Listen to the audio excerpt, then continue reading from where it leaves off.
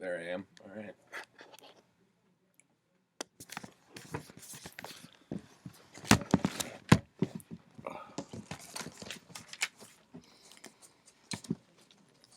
In this speech, I will commemorate American civil rights leader Martin Luther King Jr. through a magnification of his life and his many significant achievements.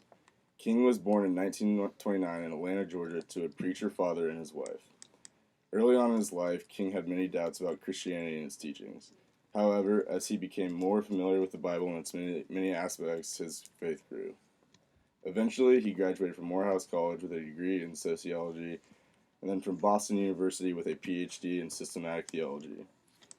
At age 25, King became the pastor of a Baptist church in Alabama, where his sermons emphasized Jesus' teachings in the Sermon on the Mount, such as loving your neighbor and turning the other cheek.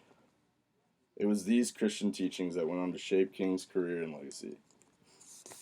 Another Christian theme that King emphasized consistently throughout his time as a preacher and activist was the practice of nonviolence. He cites both the Bible and Gandhi, with instilling in him a strong belief in the morality and effectiveness of preaching nonviolence as a means of bringing about change. Many would say that King's activism in the civil rights movement began in 1955 when Rosa Parks was arrested for not giving up her seat to a white person on a bus.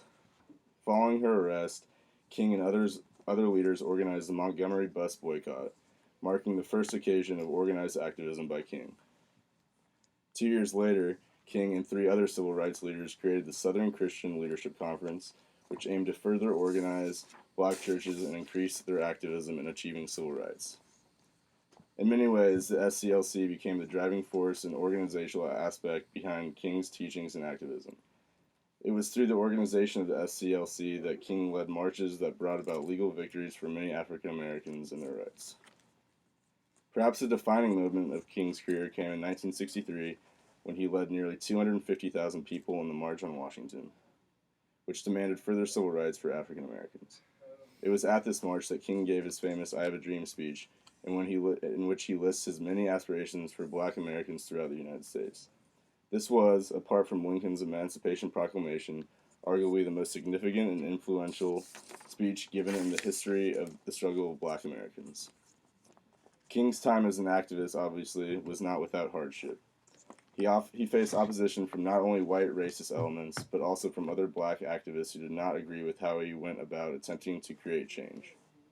Specifically, African American groups and activists who called for violent revolt as opposed to nonviolence were particularly critical of King.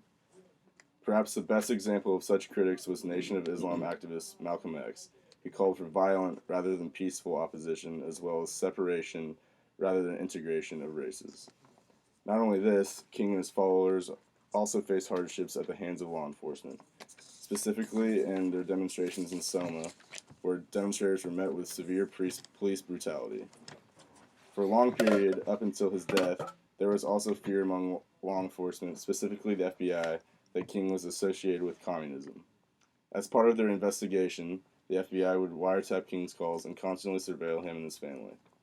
To deal with this, King avoided discussing his specific political affiliations and beliefs and attempted to distance himself from other activists with known ties to the Communist Party and other left-wing groups. This undoubtedly damaged King's relationship with the federal government and was just another barrier King had to work to overcome. Despite all of this, King was able to overcome these hardships through his profound belief in love and peace. Further, the legacy of King's life is both profound and timeless, and endlessly significant and relevant. As a leader, King was able to bring about radical change without displaying the violent characteristics of many radical leaders before him. In many ways, King was an ordinary man, contradictory in some aspects of his personal life, and endlessly mired in self-doubt. What set him apart, however, was his own self-allowance to overcome these shortcomings with his faith and belief in what he was doing.